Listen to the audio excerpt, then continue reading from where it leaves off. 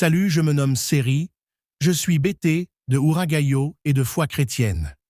Nous avions vécu un fait très troublant à l'église depuis plusieurs années déjà, une histoire vraiment choquante.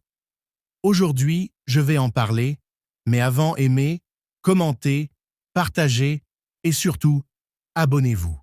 Nous étions à Gagnoa, une ville située non loin de Yabayo, où vivait Élise, une jeune femme au cœur tendre et à la fois inébranlable.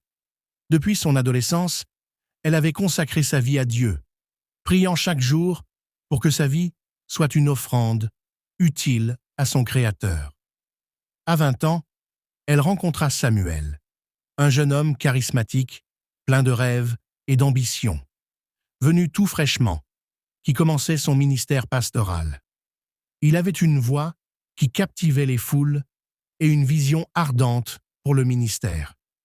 Élise fut immédiatement attirée par sa passion, et bientôt, une histoire d'amour naquit entre eux. Samuel lui promit le monde. « Tu seras ma femme, et nous ferons l'œuvre », disait-il souvent, les yeux brillants. « Nous bâtirons quelque chose de grand ensemble. » Élise crut en lui. Elle abandonna ses propres aspirations, ses études, ses projets, pour le soutenir. Pendant des années, elle marcha à ses côtés dans les moments les difficiles. Quand Samuel n'avait pas un sou, Élise travaillait de longues heures dans une boulangerie pour payer son loyer et ses besoins. Quand il doutait de lui-même, elle passait des nuits à l'écouter, à prier pour lui, à le relever. Lorsqu'il prêchait dans des églises vides, elle était là, au premier rang, applaudissant avec ferveur, même si personne d'autre ne venait. Leur engagement fut officialisé par une promesse de mariage. Samuel lui passa une bague au doigt, un simple anneau d'argent qu'elle chérissait comme un trésor. « Nous serons unis devant Dieu », murmurait-il. Élise y croyait de tout son être.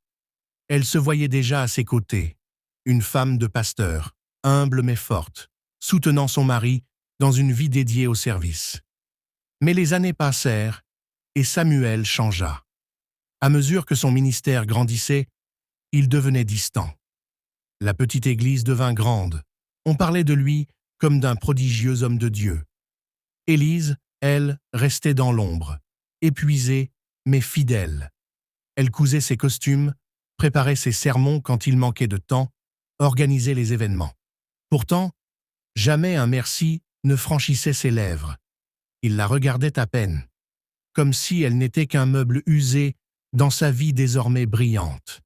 Un soir, après une prédication triomphale, Élise l'attendit dans le bureau, un sourire timide aux lèvres, espérant un moment de tendresse. Samuel entra, suivi de quelques admirateurs, et la fixa d'un regard glacial. « Qu'est-ce que tu fais encore ici ?» demanda-t-il, la voix tranchante. Élise balbutia, surprise. « Je voulais juste te féliciter, Samuel. C'était magnifique. » Il ricana, un son cruel qui la transperça. Devant les autres, il lâcha. « Élise, arrête de te ridiculiser. Tu crois vraiment que tu es à la hauteur? Tu n'es pas ma femme de ministère. Tu ne l'as jamais été. » Puis, comme pour enfoncer le clou, il cracha par terre, à ses pieds, avant de tourner les talons, laissant Élise figée, humiliée, le cœur en miettes. Les témoins rirent doucement, certains murmurant des commentaires méprisants sur son apparence simple, ses manières modestes. Élise s'enfuit, les larmes brouillant sa vue, la bague d'argent brûlant son doigt, comme une marque de honte. Ce soir-là, elle pria, mais pour la première fois, elle ne trouva pas les mots. Sa foi, cette ancre qui l'avait toujours portée, vacillait. Samuel l'avait brisée, non seulement en tant que fiancée, mais en tant que croyante. Les mois suivants, Samuel prospéra. Son ministère devint une bénédiction éclatante. Des foules l'acclamaient, des dons affluaient, une femme élégante et ambitieuse prit la place d'Élise à ses côtés. Une vraie femme de ministère, disait-on. Pendant ce temps, Élise s'effaçait. Elle ne remettait plus les pieds à l'église, incapable de chanter des louanges alors que son âme hurlait de douleur. Les villageois, qui autrefois la saluaient chaleureusement, la regardaient désormais avec pitié ou mépris, comme si elle avait échoué. Un jour, seule dans sa petite chambre, Élise ôta la bague de son doigt et la posa sur une table. Elle murmura « Dieu, où étais-tu » Mais aucune réponse ne vint.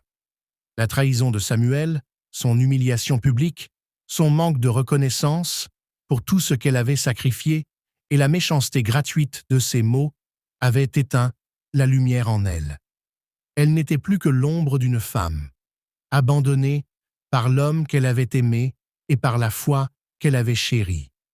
Et Samuel, béni et adulé, ne se retourna jamais pour voir les ruines qu'il avait laissées derrière lui.